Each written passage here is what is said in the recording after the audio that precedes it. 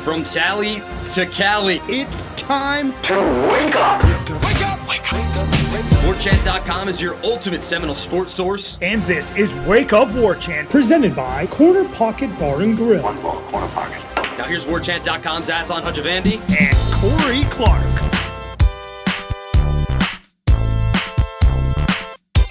Wake up! What's up, everybody? It's Wake Up Warchant, presented by Corner Pocket Bar and Grill in Tallahassee, Florida. Coming up on today's show, Friday, Renegade Express. 17 questions. Will we get to them all? Who knows? But as always, we are presented by the Corner Pocket Bar and Grill in Tallahassee, Florida. I don't know what Corey Clark's doing this weekend, but if he's going to be in Tallahassee, I would assume he's going to check out some live music at the Corner Pocket Bar and Grill. Confirm, deny, Corey. I will deny that. I'm actually going to be in Tampa for the Lightning game. What? I got some tickets for. I thought it'd be cool for me and Brady. It'd be a bucket list experience. I've only been to 2 NHL games in my life. Brady's never been to any.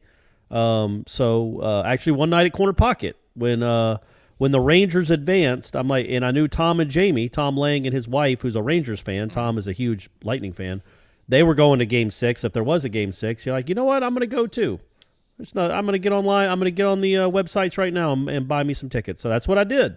And then there is going to be a Game 6. As we record this, we don't know who won Game 5, but we know for sure there will be a Game 6. So excited about it. Going to be in Tampa for a couple nights, man. And so I wasn't at Corner Pocket. I won't be at Corner Pocket this weekend, but I was at bingo on Thursday night. Brady just loves his bingo, as most teenage boys do. Oh. They just can't get enough of bingo. So With maybe beginner's luck, he'll actually have won something. I don't know because we're recording this before bingo, but I assume he probably won 2 of them and won $500.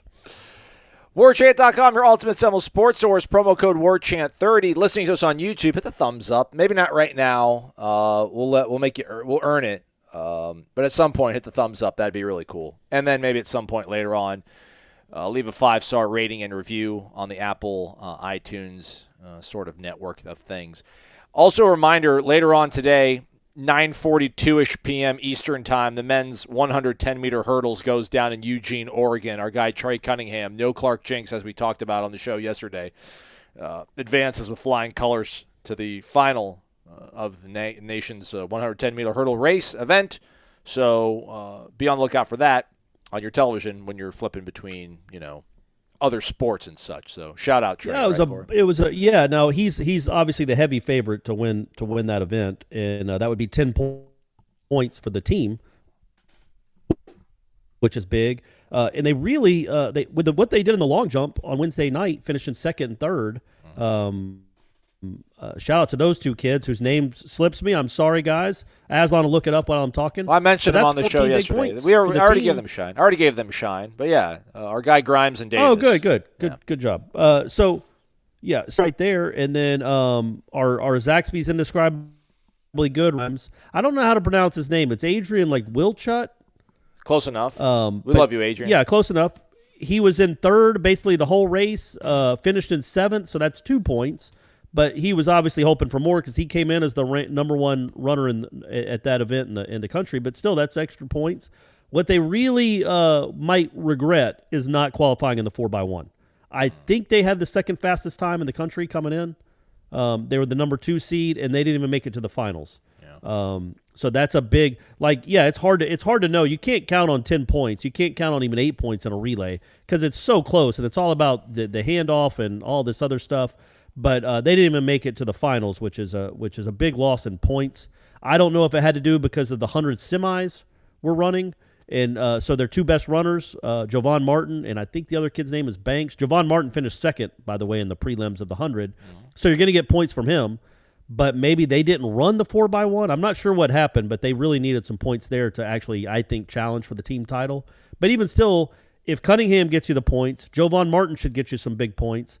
Maybe you get something in the triple jump. Maybe you get something in the 5,000.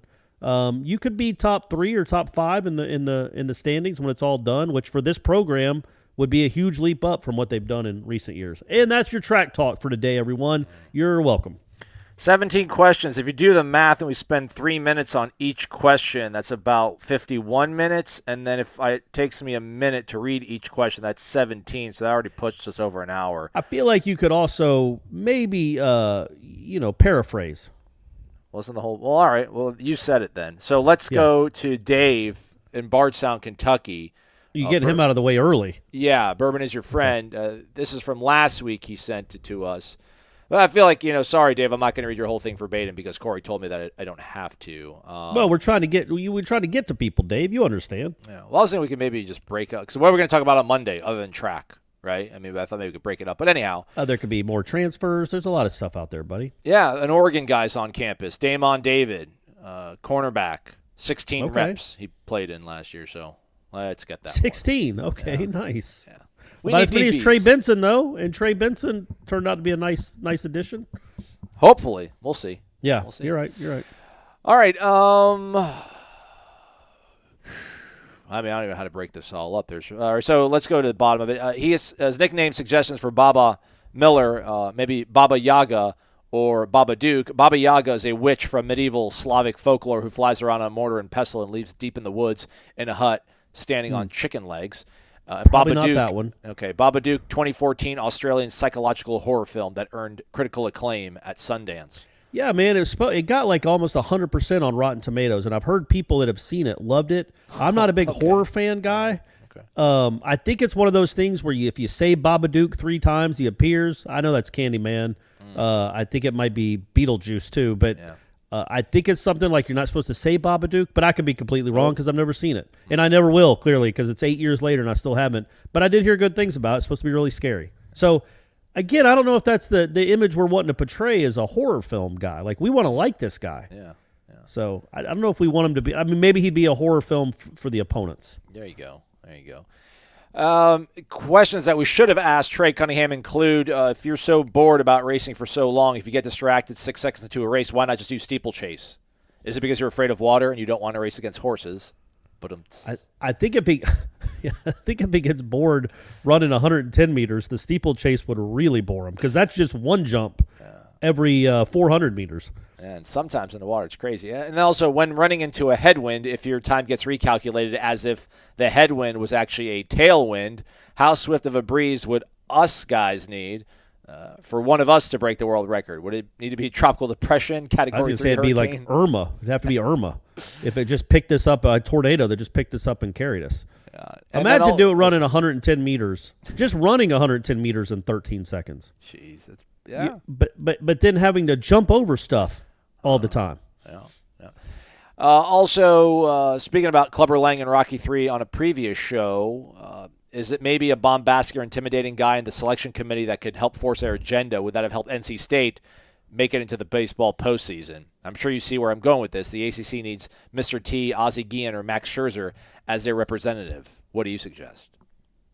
I mean, yeah, they need somebody, clearly, for NC State's sake. And I think Meade is right about that. Like, it is, when those committees happen, there can be somebody that just kind of takes over. And if you've got somebody in there that's representing you, now the ACC clearly didn't have anyone, so it didn't matter. But even if you send someone, even if the ACC is represented, if they're meek or if they don't fight for what they believe in or fight for their conference, then it really doesn't matter if you have anybody there.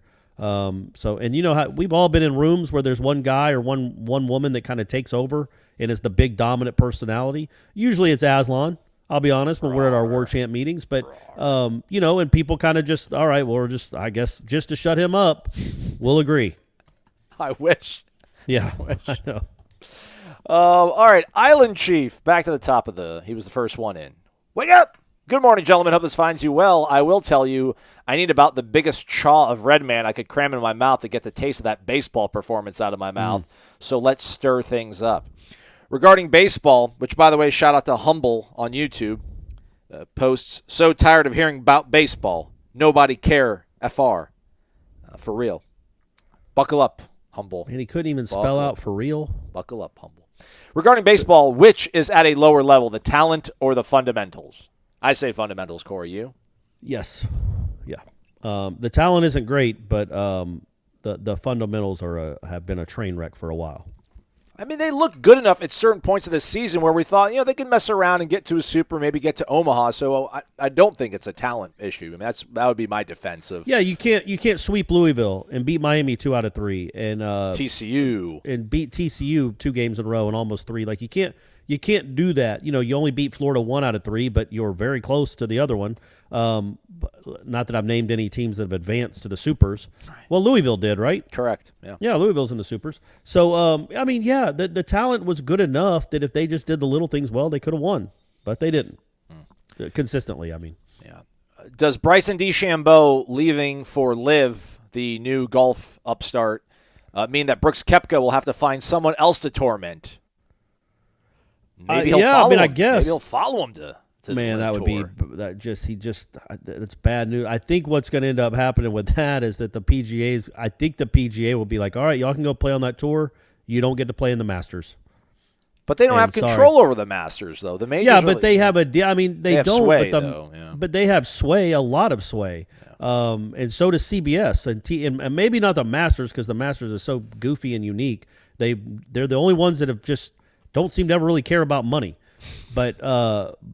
But yeah, I mean, I think the U.S. Open, the PGA Championship, maybe the British Open, maybe the Masters. If they all get together and say, yeah, if you have to be on the PGA Tour. You cannot be playing for another tour. Well, these guys got kicked off. I mean, these guys are playing in that LIV tournament no longer a part. So you have to, if you're not a full-time member of the PGA if you're not Tour, a full-time member of the PGA, then you don't get to play in the PGA Championship, and you don't get to play in the Masters or the British Open. I mean, not the British Open because they have other European That's the tours. Royal and Ancient, man. We can't be telling them what to do. But I think that's the only way that could happen. But yeah, for Brooks, I don't know. I think Brooks. I get the idea that Brooks has a few rivals in his life and some people that don't really like him too much. And it's just DeChambeau is the one that gets the most publicity. But I think there's some other guys that can fill that void. Yeah. All right. Are you guys going to stage a summer tour this year? Stay classy, Tallahassee. Like a Warchant tour? I guess. I don't know. Go on tour like a comedic act or something, just to random bars. I think he probably means like franchise. I think he means like a booster tour, maybe. Like Jeff and I went and spoke in Pensacola. Yes, correct. Last summer, year. Last August. So I guess we could do some of those things. I know Ira speaks at those things occasionally. So I don't know if it'd be a tour necessarily where we'd sell T-shirts and the tour dates will be on the back. But yeah, I mean we might do a couple of those if we're invited. We just got to be invited. So hey everybody, get a hold of your local booster rep and see if they want Aslan and Ira to go. There we go. JT Noles 2K2, first off the bat, he gives a recommendation for Top Gun Maverick. I saw it. I saw it on Monday. It is really good. Okay. I didn't see it in the IMAX, which I think maybe I should have. But Tom Cruise is a weird dude. We get it. Back 35 years ago, none of us had any idea what that dude was or what he was about or who he would become. But man, he does do a good job with his movies. He does seem to really care. And yeah, man, apparently he's really in those planes, maybe flying those planes. There's no way he's flying an F-18. I can't imagine that. But they sure do make it look like they're in the cockpit. And it's a good movie, man. They did a really good job with it. What would the call? It's better than the first one. Okay, all right. What would the call signs be for Warchant staff? He thinks you should be either Showtime or Sweet Pea. S Quinn 67 says Corner Pocket, which I like that one. Yeah, Corner Pocket would be my name. Yeah, or 8-ball, 8-ball Corner Pocket, something like that. Okay. I know 8-ball has some negative connotations. But yeah, what's funny about the movie, and I'm not giving anything away here, but one of the main characters' names is Hangman. And it's because he hangs his wingman out to dry. Oh, he's one of those, and it's like, well, how do call signs work in the Navy? Like, do the other people in the class get to give you a call sign because he wouldn't have chosen Hangman? Yeah, you know what I'm saying? Right. And then like Maverick, like that's come on, man. Oh, because he goes against the authority, we're gonna call him Maverick, but he might have wanted to be called Parrot. Like, I wonder do you get to choose your own call sign or not? We need to look that up, Aslan. I'm genuinely curious if you get to choose your own, because the main guy other than Maverick, his call sign is Rooster. That's solid. I guess. I mean, he might be a Marcus Outzen fan. And actually, that guy, I don't know if you knew this. What's his name? He was in Whiplash, the drummer. Oh, Miles Teller.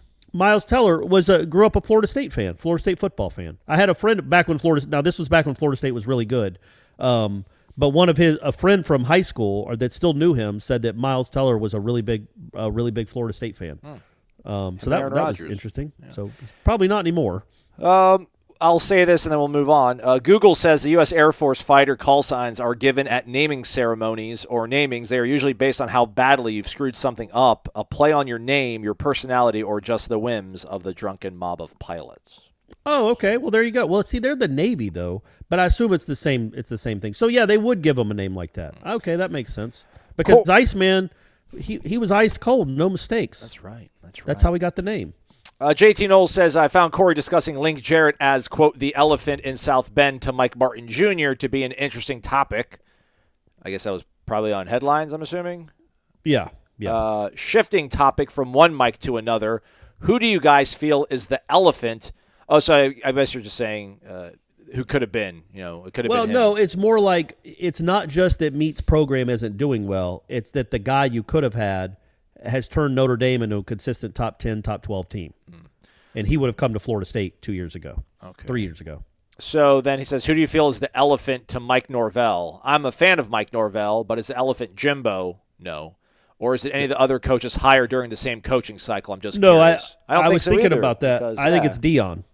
Ooh. I think it's Dion. Because, look, man, Jackson State's going to they're on Sports Illustrated's cover right now, by the way. Yeah, of course they are. And it's Dion. Now Dion is front and center, and then his son and Travis Hunter are behind him. But yeah, they're on the cover of Sports Illustrated. Not that means what it used to back when I was a teenager. When Scott Bentley was on there. When Scott Bentley was on there, Sebastian Janikowski. Yeah, and but yeah, I think that's the one.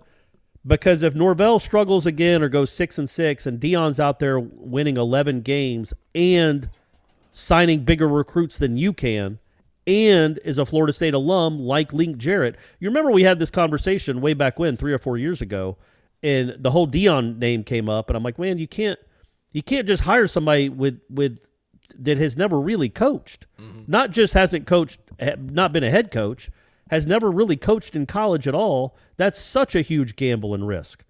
But now if he's at Jackson State for 3 years and they're winning 30 games, it's not so much a risk, is it?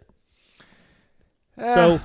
I mean, I'm just throwing that out there. Right. I'm saying that will be that is the guy that could be a name that's looming over him, because I certainly would think Dion would come to Florida State if he was offered the job, just like I think Link Jarrett would. And I'm not saying Dion would do a better job than Norvell, but I'm certainly not saying he wouldn't. I know that he won 2 recruiting battles over him at Jackson State. Now, we also know what else went into that, so I'll leave it there. But, he brings that with him, though. I mean, that's part and parcel of how you got to recruit these days, he could bring Travis Hunter with him. Yeah. And who was the other kid? Kevin Coleman? Yeah, look at you. I remember these things, buddy. I remember these things. I could not remember. It literally just popped into my mind. I could not remember that kid's name at all. But so that I think that's the one for Norvell, because again, there's a lot of similarities in the sense that he's winning at a place that hasn't won a lot recently, not on a national stage anyway. Right. And he's an FSU alum and wanted the job. And he's doing well, just like Link Jarrett's doing well at Notre Dame. Yeah. Good question. I like that. However, I remember one of the subtitles or whatever on the actual cover of the Sports Illustrated said, why, I think the second part of the headline was like, why an HBCU revival is next on his list. So maybe he wouldn't want to leave.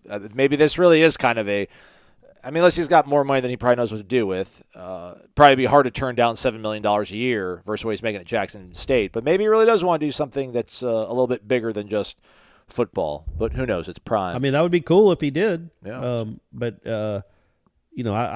I guess, and I'm not, this isn't a judgment on Dion's character. I would believe it when I saw it, because there aren't many people that turn down more money and more prestige at a better university because they're trying to, it's just not part of typical human nature. But Dion's not a typical human, so he might want to finish his career there. I don't know. All right, moving along, random_John. Good morning, Aslan and Corey. Hope this morning finds you in better spirits than the FSU baseball team is feeling right now. Speaking of our baseball team, I have to believe that when FSU recruits players, there is not a checklist of, can you throw from second base into the stands? Do you kick the ball around a while before realizing, oh, maybe I should pick this up? You don't get your glove down. You like to strike out a lot. When you do get on base, you like to run like a 3-year-old chasing butterflies at the park. At the midpoint of the season, the pitcher makes sure to either throw at the bat often or throw a lot of balls. As that checklist clear does not exist, what do you surmise as the reason that those are the kind of players we feel we need to recruit to get to the CWS, College World Series? If you feel we recruit great players, then by all means explain to me the reason our FSU baseball coaching staff has decided to coach our players to play buffoonish baseball, or the reason these players believe that playing this way is the best way to win or to further their careers in this game. Lots of sarcasm in that one from John. Yeah, I certainly don't think they've got great players. I think they've got guys that could be potentially very good pitchers. I think that's where they focused a lot. You could tell. Again, Baumeister was a pretty high draftable prospect. Carson Montgomery was too when he came out. Messick will be drafted. So there are, and Hubbard will too. So they've done well in the pitching, because Ira brings this up a lot. So does Jeff, and it's true. Man, you remember 10 years ago, 8 years ago, 12 years ago, they always the whole staff threw 87. Yeah. And they nibbled. They had to nibble. They didn't have any power arms. Now they have nothing but power arms almost. So they went and got guys that could pitch, or theoretically would be very good pitchers. Now they haven't really taken off yet. But when it comes to someone like Baumeister, like I maybe he can be the Luke Weaver.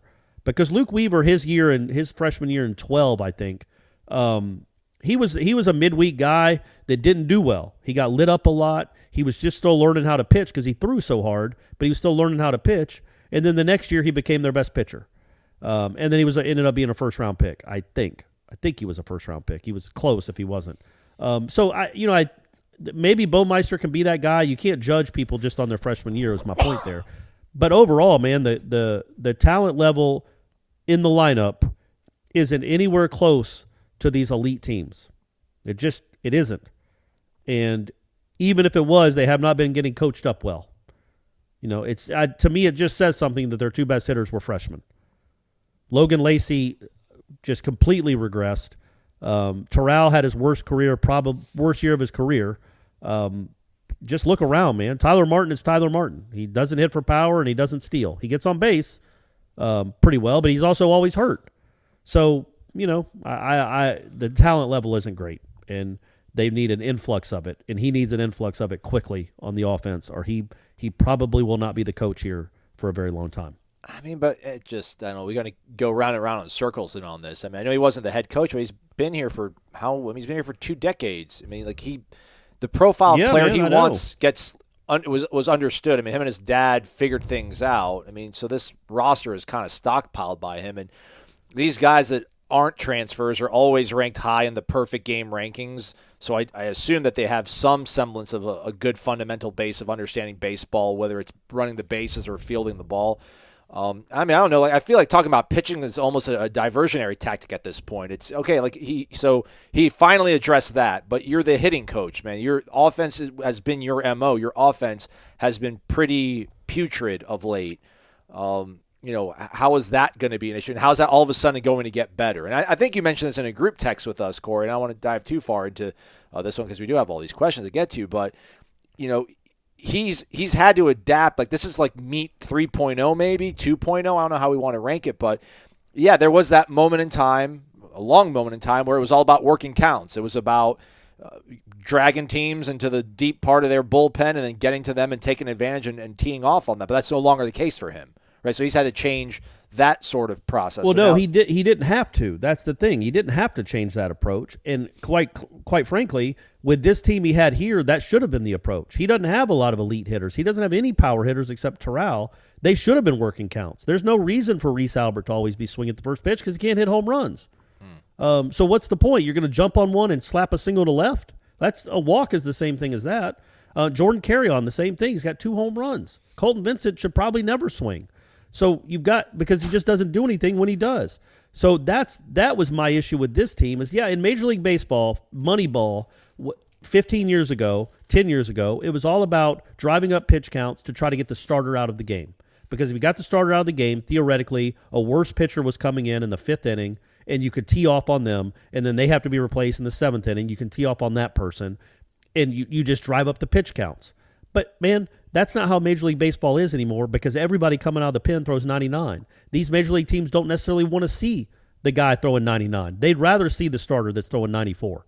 And they'd rather get, 2 or 3 looks at him as opposed to 2, and then they got to face a brand new guy that's coming in throwing flames. So the way Major League Baseball is adapted is they don't. I mean, you always want to walk, but they're not trying to drive up pitch counts like Billy Bean's teams were 20 years ago. So I think Meade has kind of taken that approach.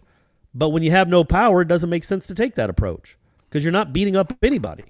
So anyway, that I think I just think it wasn't just a talent. It wasn't just the fundamentals being coached poorly, clearly. It was just an overall approach that didn't make a whole lot of sense with this offense. It was just a bad offense, man. The worst offense probably of our lifetimes when it comes to Florida State. There's no other way to put it. And they actually weren't bad at the end of the year. They actually started playing better and not striking out so much, but fat load of good that did them. When their season was on the line, they scored a grand total of 1 run, and it was a home run by a freshman. So there you go. And then we talk about, we've been doing the show for 4 years. I remember listening to you guys doing headlines, 7-8 years ago, and base running has always been an issue. And Mike Martin Jr. has been in that third base box, coaching third base for like 2 decades. So that comes down to him as well, too. And I wonder what can change if you, and again, I'm not advocating for him to get fired. I don't know how many bullets he's got left in his sort of defense, other than trying to just recruit his tail off and get some really good guys in the portal. Yeah, but even still, yes, they need to recruit better and they've got to get better talent. But I don't want to just throw it at the feet of the altar of talent. You've got to coach them better. Yes. And they don't. I mean, do something to where your players can actually field. Figure out how to coach or how to recruit or how to develop where you don't always look like this.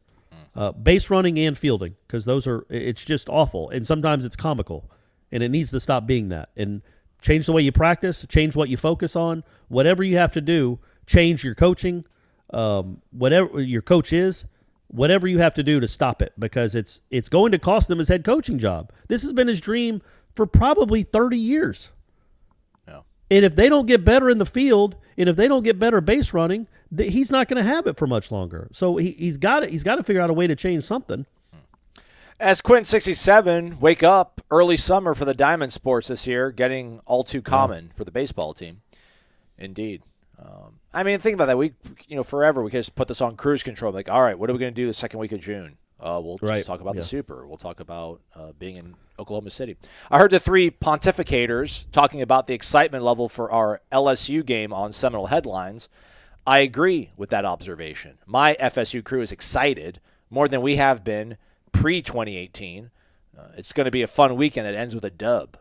All right. Let's do that. By the way, Corey, basketball nickname for Baba, Boom. Baba Boom. Baba Boom? Instead of Baba Booey? Yeah. Although I do like the idea of playing the Who tune. A couple of weeks ago, you discussed FSU two-sport athletes. You both gave great answers, but one I think you missed as having been very accomplished, Brad Johnson. Played basketball and football at FSU and is a Super Bowl winning quarterback, and he could also crush the mugs at Ken's Tavern. I think the thing with Brad Johnson, though, if you go and look up his basketball stats, he didn't play like his last 2 years or 3 years, I don't think. And when he did play, he didn't contribute a lot. He was on the team. And he was like the North Carolina Player of the Year, so he could play, he could really shoot, but he just didn't contribute on that team. Jimbo Jangles, what's happening, boys? With a couple months of slow summertime, let's go off the grid for a moment. Yeah, man, we're under 80 days away from kickoff, Corey, against Duquesne. Can you believe that? It's wild. I can't. What are we at? Are we at 78 or something? Maybe 77 as we're recording, as you're listening to this, folks. We're Roderick Johnson days away. Yeah, because I don't know what 78 is. I can't think of 78 at all. I don't even know if Roderick Johnson was 77. I think he was. All right, sweet. Yeah. All right, your top 3 movies ranked by number of times watched. Not necessarily your favorite 3, just the most 3 watched. Jimbo Jangles. Mine are probably original Top Gun. I'm assuming the original Top Gun, unless it's just been posted up at the IMAX. Christmas Vacation and Coming to America. Honorable mention, Rocky IV, Planes, Trains, Automobiles. Okay. I've never seen Planes, Trains, Automobiles. I've only seen it once. Coming to America would be really close. I don't know if it's top 3, but it's close. I know Field of Dreams would be in there. Never seen that one. Airplane Man is close. You know what movie I always watch when it's on? Well, there's 2. It doesn't come on much anymore, but The Insider. Do you remember that movie? You talked it up a few. You sold it to somebody on our Twitter feed, and they're like, "Man, I just watched it. What a great movie!" Yeah, with what's Al Pacino and Russell Crowe about the tobacco industry in a 60 Minutes interview. That one is really good. And then Michael Clayton is another one. Or maybe that's the one you're talking about. Maybe you're talking about Michael Clayton. I'm sorry. They're both awesome. Okay. I would, and anytime they're on, I stop and watch them. So I don't know if they're the top 3, but they got it. I know when I was a kid, back when we had VCRs, we had the Beverly Hills Cop movie. All right. So I've probably seen that one 40 times. When I was like 11 years old or whatever, or 7, whatever it was, 9, somewhere in there. I watched that like every day during one summer. Eddie Murphy, man, tell you what, pretty talented dude, pretty funny guy. Yeah, man, he was on a run. Rocky IV is definitely up there for me, for sure. Most 3 watched. Throw in the damn towel. It's supposed to be an exhibition.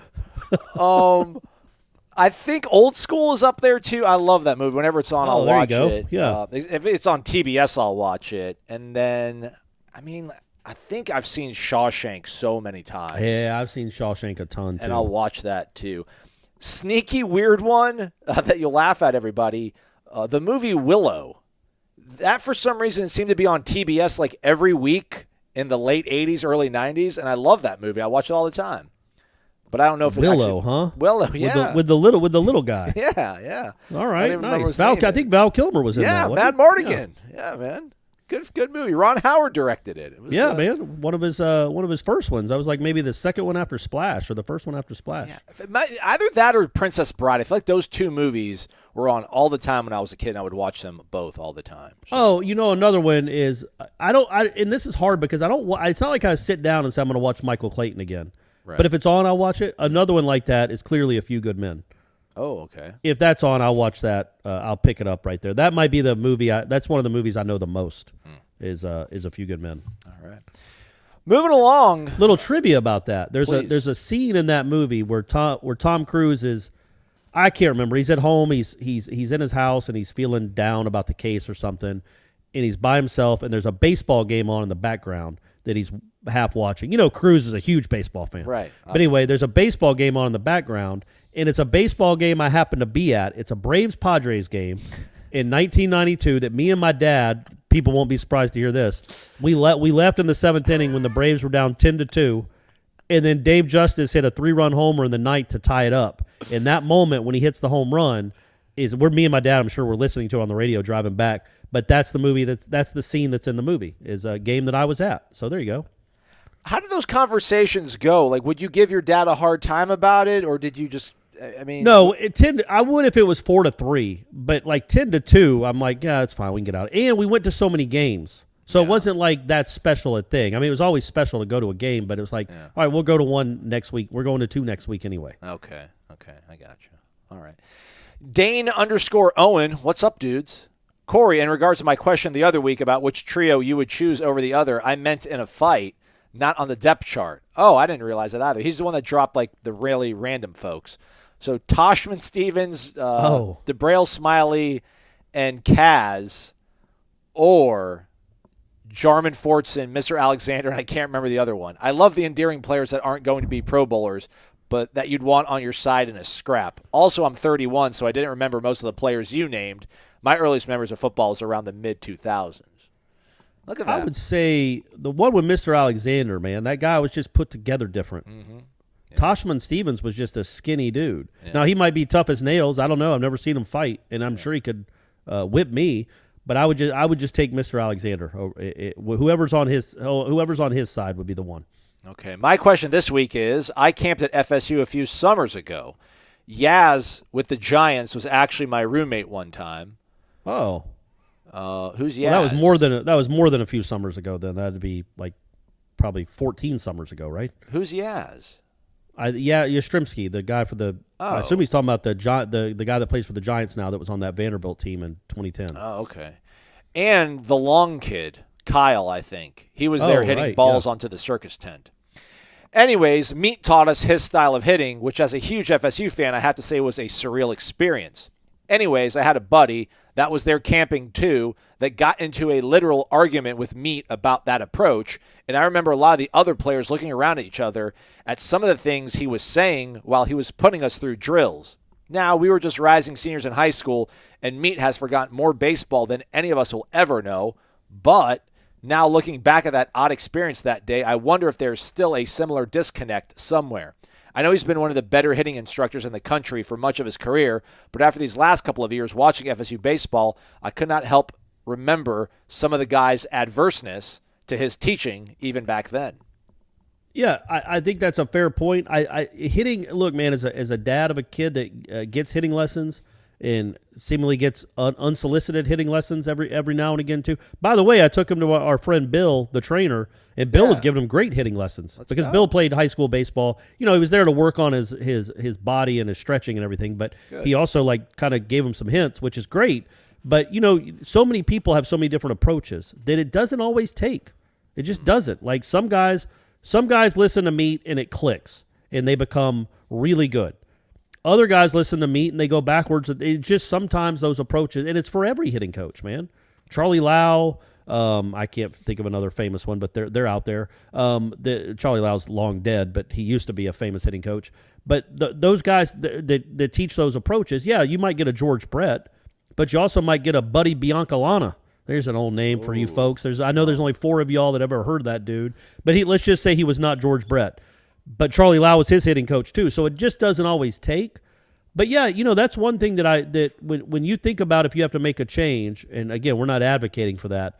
Some of it might be the style of communication and clearly not getting through to kids that need to be gotten through to. The message isn't being received, or it's not being taught well, because hitting evolves. The style, the hitting approaches, you can watch a YouTube video from 3 years ago, and it almost feels outdated compared to what other guys are saying now. Nobody talked about launch angle 12 years ago or 8 years ago. Now that's what some teams, that's all they care about. So, you know, it's such an oddly specific position, a hitting coach, right? Right.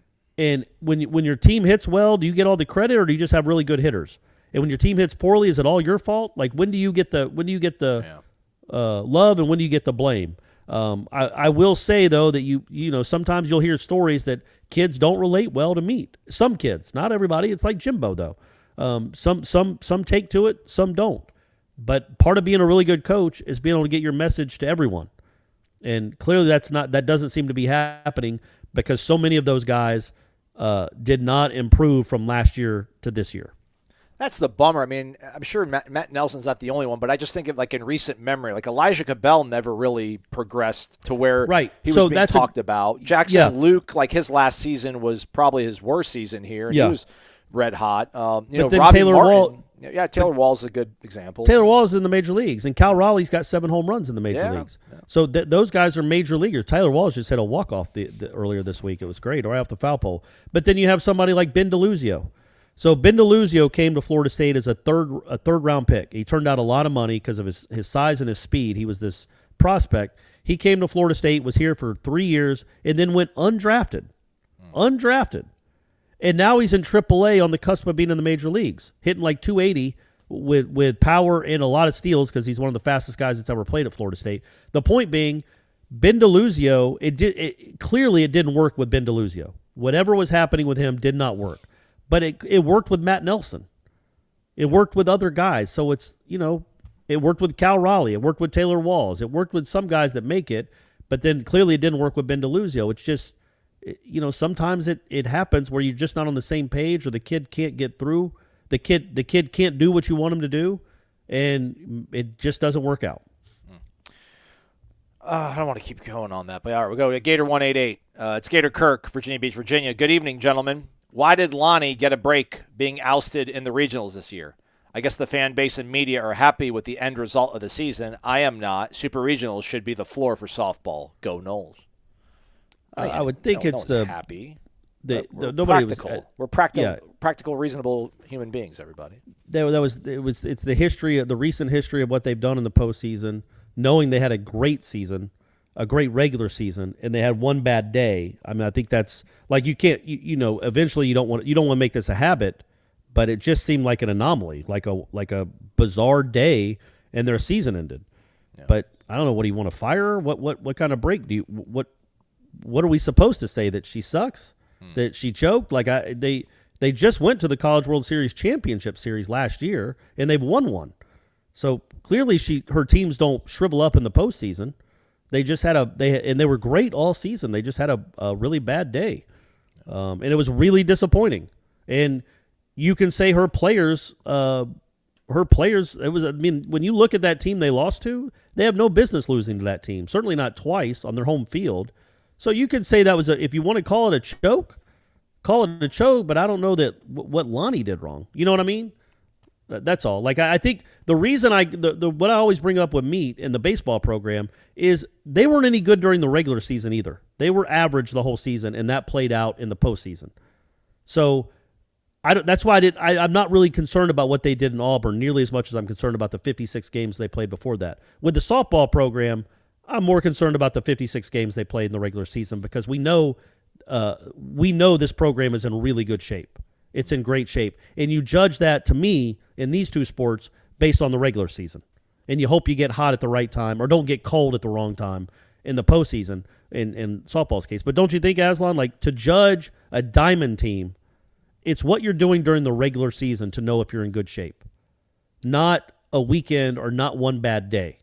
And that's my biggest problem with Florida State, not losing to Auburn and UCLA, but losing to Stetson and Jacksonville and Boston College and Florida twice, and those getting swept by Notre Dame. Those are the things that concern me more than the weekend in Auburn. I know, but 11 was pretty good in the regular season, and he might not have the best, Yeah, but 11 got to the College World Series like 18 times. Oh, I know. I'm just kind of playing devil's advocate. I'm sure somebody was thinking that. And I'm just trying to be the voice of the people sometimes, Corey. No, I got you. But overall, the latter half of at least the last 5 or 6 years of 11's career, they weren't very good in the regular season either. They had some nice teams, and they actually got to the World Series twice. Yeah. But those were you weren't really maybe expecting that. Yeah.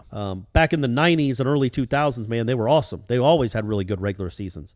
And just, sometimes they would fold and, they never won in June, all of it in June, but sometimes they would fold in the regionals or super regionals. Yeah. They had that one little window, like 12, 13, 14, where they only made it once, and then like 15 and 16 were a bit of a slog. But then 17 they snuck in because, Sam Houston State beat somebody in the Supers and then had to come here. Yep. And so that worked out. But and then 19 they just got hot. But that's why I kind of wrote in my column was about like, don't judge what happened in Auburn. Judge the fact that they were one of the last 4 in. Yeah. That's the issue we have with this program right now is they're barely getting into the tournament, not what they're doing in the tournament. If you have a really good regular season, if you keep giving yourself a chance to be a national seed, you will break through. But if you're barely even getting in the tournament, chances are you're not very good. Chances are you're going to be ousted that first weekend, and they were. Yeah, and I don't know if it was active, but it was. They showed that graphic like on Saturday when Florida State advanced to the championship game, where it was like they had won 23 straight regional games. I think that made it 24, right? 24, I think that was that they tied they were the longest active streak. Right? Yeah, because they took over the longest active streak in the country because Alabama lost that day. Right. So that's what I'm saying. Yeah, this program's on really good, healthy ground. So what would the show have been in 1998?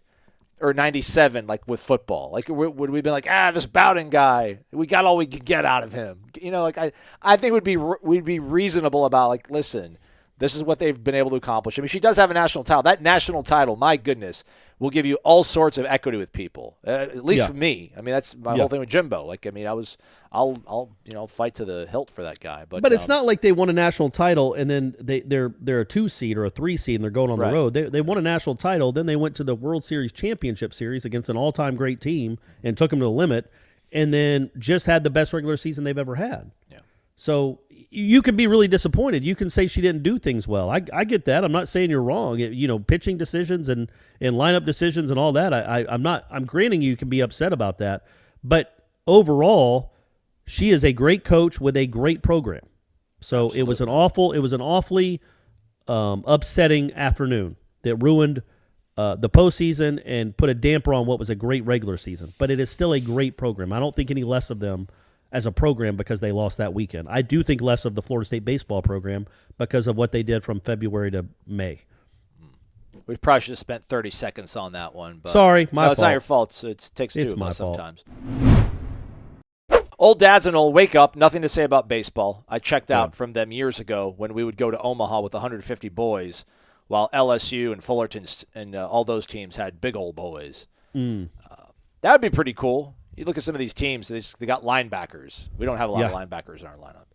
I instead want to give my opinion on getting to 10 wins via the transfer portal. I seem to hear a lot how the portal is a Band-Aid solution. I happen to disagree. I don't see the harm in getting second-year players who have already adjusted to college as a faster way to winning quicker. I realize what Coach Bill Snyder did at Kansas State, going the JUCO route, was nothing short of amazing, yet long-term maybe not sustainable. It did, however, get them one win from a national championship game. The portal is a tad different, where someone can have 3 or more years available. Even a one-year player can pay off if it translates to wins, rather than the notion that coaches need 4 to 5 years to recruit and develop to get to 10 wins. Winning cures all ills. Where do you guys officially stand on portal use? Peace, old dad.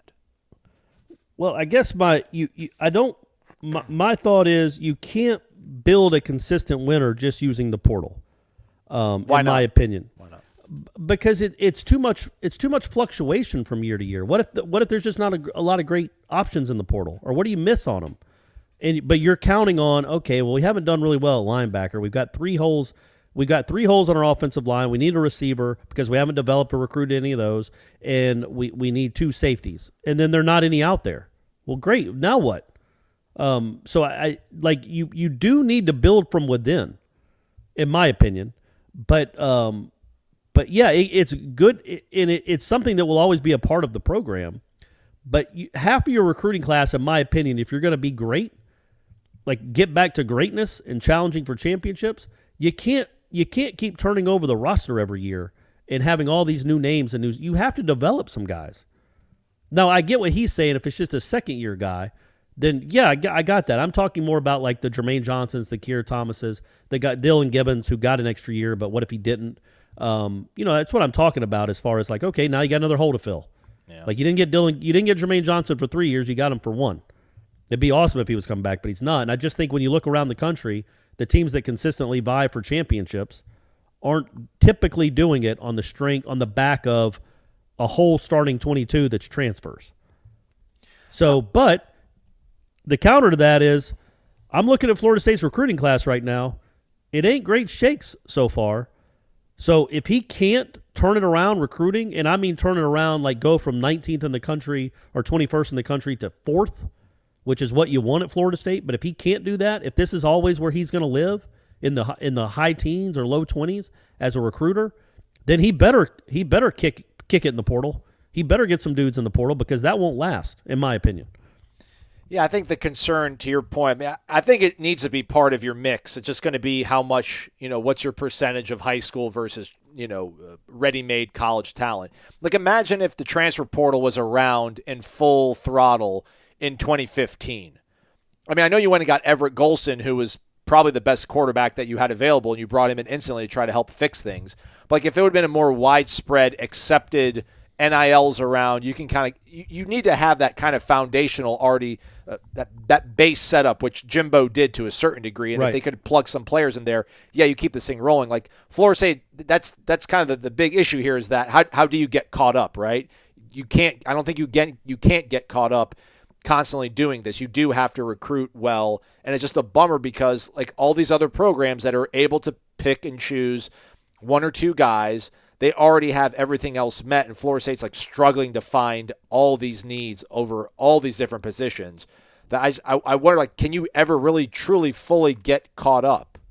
I mean, just because of the way the timing of this almost worked out, Corey. I think you can, but again, I think that and Norvell says it is, they've got to build they need to build their program through recruiting, through evaluation and development, not for 1-year rentals or 2-year rentals. Although if they're 1-year rentals like Jermaine Johnson, that's awesome. You keep doing that. But that to me is where you know this program has really turned the corners when they're getting top 10 recruiting classes. That to me is when you know. It's awesome to have a top 5 transfer class in the immediate, but then you have to just start over every year. But are you going to have a top 5 recruiting class when you're 8-4, 7-5? Yeah. Like I don't think so. That's what they're hoping. You know? I mean, that's happened. Tennessee's done it. Tennessee did it 2 years in a row when they were winning 6 games and they would have a top 5 recruiting class. So you can do it, but it's not the best way to do it. I mean, Jimbo did it. Again, it was a completely different landscape, but they were 7-6 when he had that 2010 class, and then in his 2011 class, they lost 4 games in 2010, and he still got them, including 3 in a row in the middle of the season. So it can be done even with just kind of decent to middling seasons.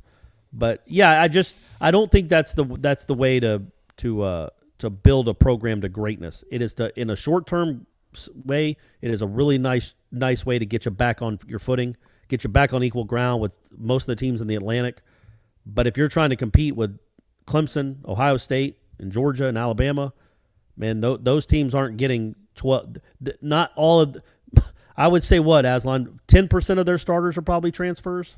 10 maybe. Yeah. And at Florida State, it's about 70. Yeah.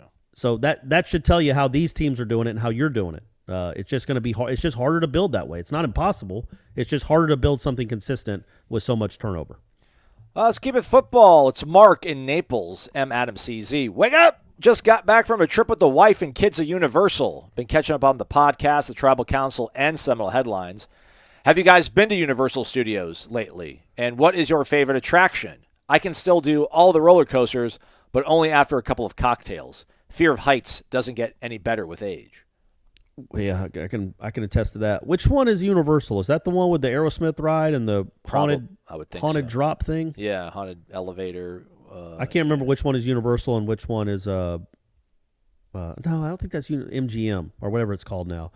I don't remember. I haven't been in like. I haven't either. Yeah, I haven't been since like Brady 2001. I go to Halloween Horror Nights, and that's that.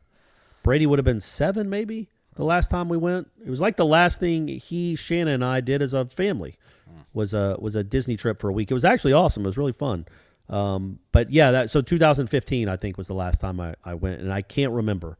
I do remember I didn't really mind that free fall thing that was the Haunted Mansion. I can't Elevator remember what it's of called. Doom or something? Or something. Tower of Doom. Tower of Doom. Tower of Terror. There you go. There we go. Yeah, I did that. I don't know if that's Universal or not. I think it is, yeah. I did Tower of Terror, and I really liked the Aerosmith roller coaster. And then we did the Magic Kingdom. I thought the coolest roller coaster we did was the one in Animal Kingdom, where you kind of go all the way to the top, and then you stop, and then you start going backwards. I thought that was pretty cool. Brady loved Space Mountain.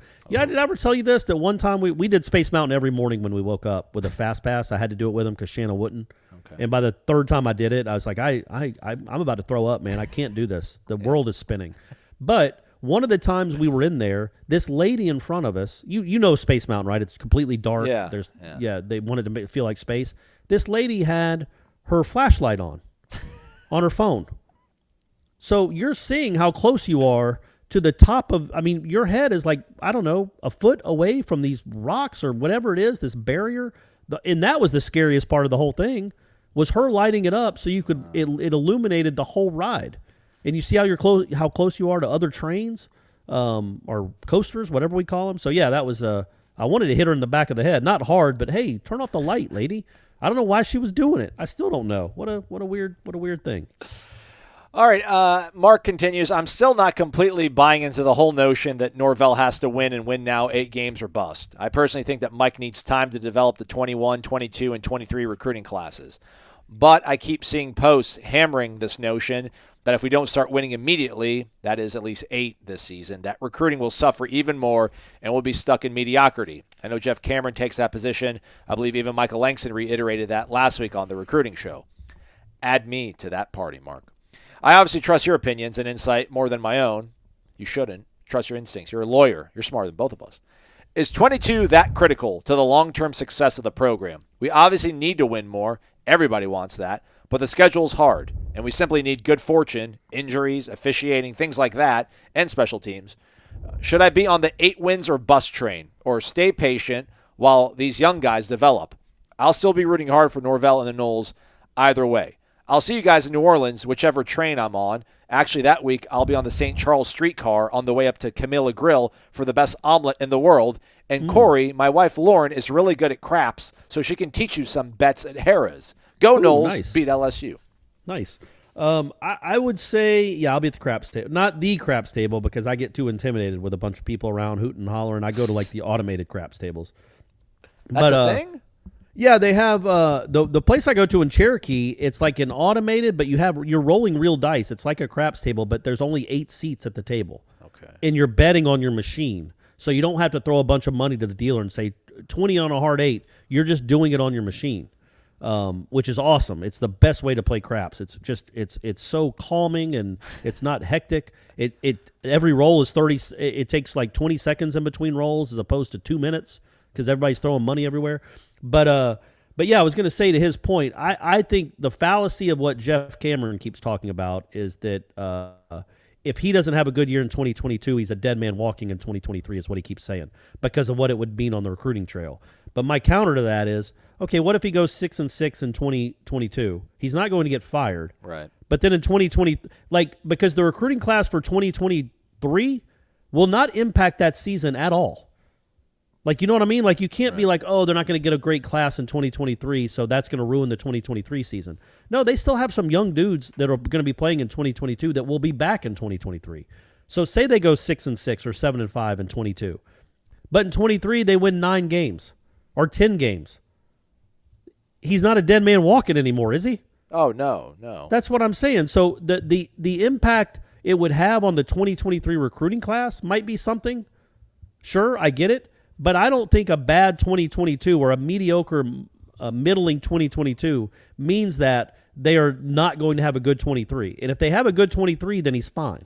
He has to have a 9-win season, in my opinion, somewhere in these next 2 years. Okay. But if it's 23, he's fine and he's not in trouble anymore. You know what I mean? Like he's just not. That's my point. Like Jordan Travis could still be here. What if Jordan Travis has a really good 2022 and comes back?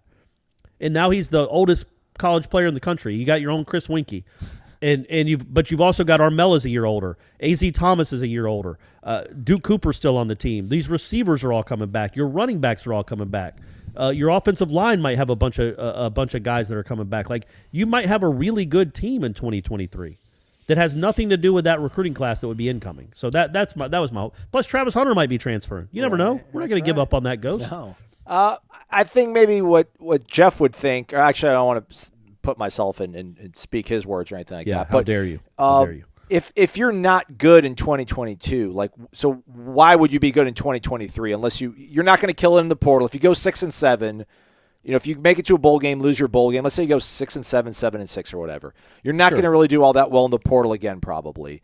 And then the guys that you're counting on were largely responsible for you not playing well in 2021 and 2022. Like it's going to be the guys that you recruited in 2020 and 2021. They're the ones that are going to be kind of building things around. And it'll probably be really hard to imagine a bright future with those guys in 2023. So that I think that's if it doesn't take now, this coming season where everybody buys in, people find roles, you find an identity, these under-recruited guys actually end up being diamonds in the rough that you hit on. Like if it doesn't take now, I just don't think it would take in 2023. And then you'll have the whole black cloud hanging over you of having 3 subpar seasons in a row at Florida State. It's going to be really hard to recruit on that. And I get your point. Like those guys won't be responsible for your immediate sort of prospects, but it's a whole Willie Taggart thing where it's like, all right, things haven't looked good. And what are you selling the future? Like sell me your future right now. What is it? Like the number 18 recruiting class? I'm probably going to have to pass on that. Yeah, no, I got you. I understand what you're saying, and I'm not completely disagreeing. But what happens? Sorry, Corey. Like, what happens if you go 7 wins this year, 8 wins in 2023? Like, you're sticking with them. I mean, you're an 8-win program. You're sticking with them. I mean, you are, and it's solid, not lightning fast progression, but it's solid progression. And it'd be weird to go from 3 wins, 5 wins, 7 wins, 8 wins, and then fire someone.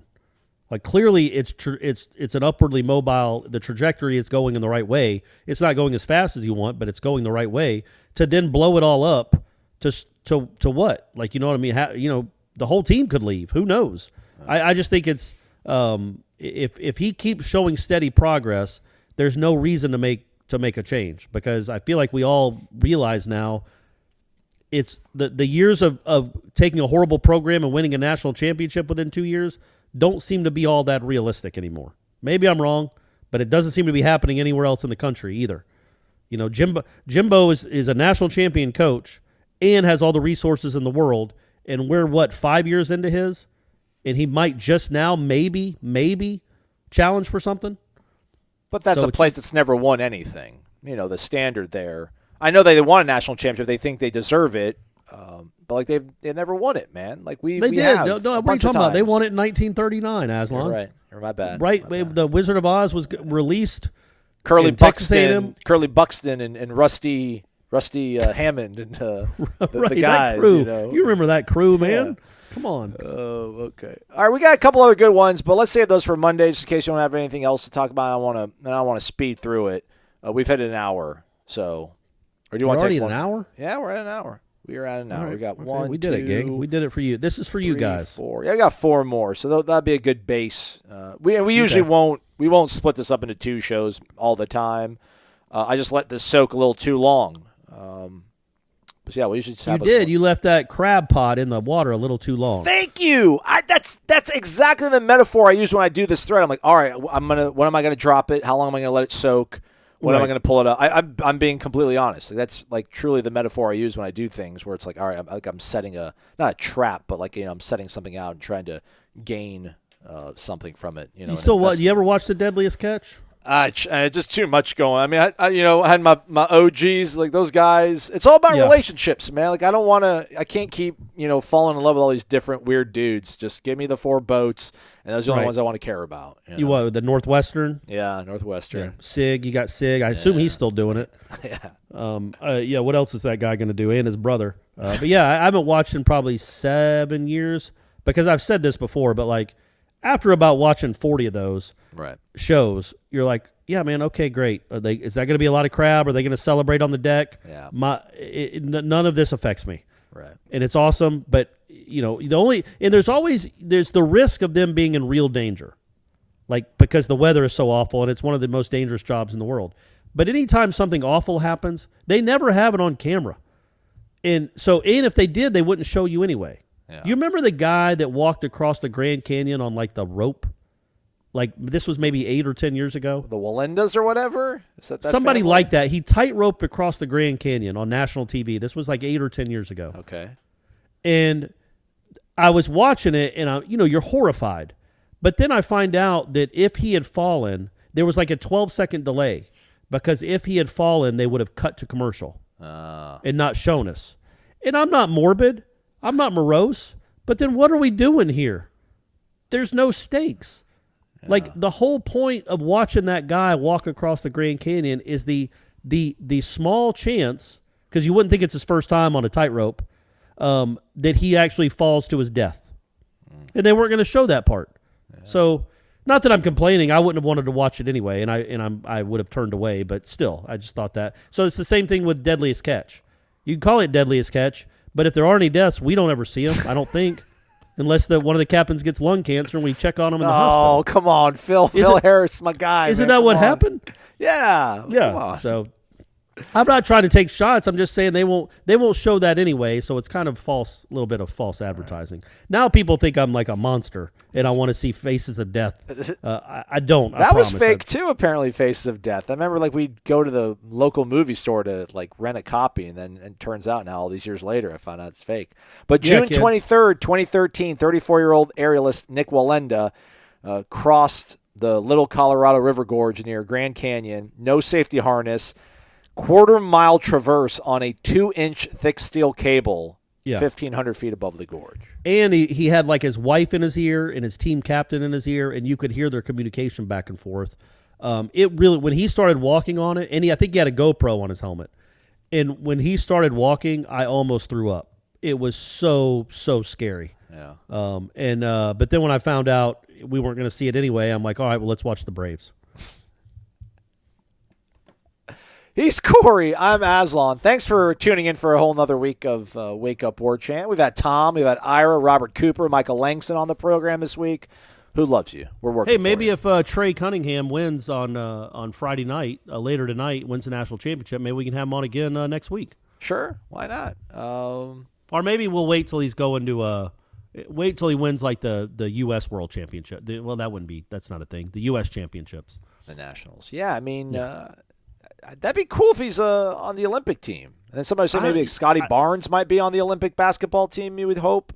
Oh, really? Yeah, I guess so. I didn't realize this until I wrote that story. I was writing the story from our interview.